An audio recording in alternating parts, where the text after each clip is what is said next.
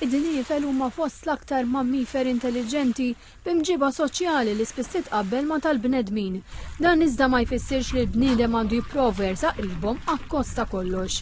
Iltqajna ma' Dr. Patrizja Patti, biologu marittimu bbażata f'Malta.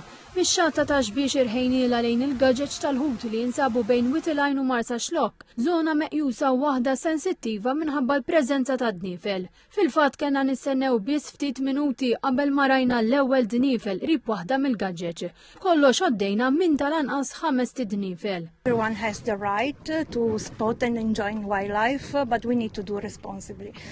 So the suggestion is reduce the speed quite before being very close to the dolphins, like 300 meters, and 5 knots would be the best, and then approach the dolphins slowly on a side. Dr. Patti appellat ukoll biex id-dajsa jew il-jet ski ma jibdlux id-direzzjoni f'daqqa u kemm jista' jkun jibqgħu fuq l-istess rotta biswit id-dniefel sa mhux aktar minn nofsija.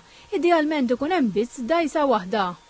Dr. Patti spjegat kif din il-gwida trid tiġi osservata b'mod speċjali jekk wieħed jiltaqa' ma' dniefel żgħar li fil-paniku faċli jinfirdu minn mommhom u jmutu. Spjegat li meta dajsa tmur b'veloċità qawwija fuq ta' dniefel dawn jaf jidhru qishom qed jilagħbu, iżda ħafna drabi ma jkunx il-każ. They feel fear, and so yes, they start to react to the boat, but this is a more like a reaction they always have in presence of deep predators. Qalet li fattur ieħor huwa tniġġis tal-ħsejjes li ħolqu l-speedboats u l-jet skis taħt il-baħar fejn id-dniefel ikunu qishom qegħdin f'diskoteka l-ħin kollu. Qalet li l-puntatlu huwa li titqajjem kuxjenza, iżda mbagħad irid jidħol ukoll l-infurzar. More awareness, but awareness is not enough, so we need maybe some more enforcement. And as you can see, this is one of the hotspots.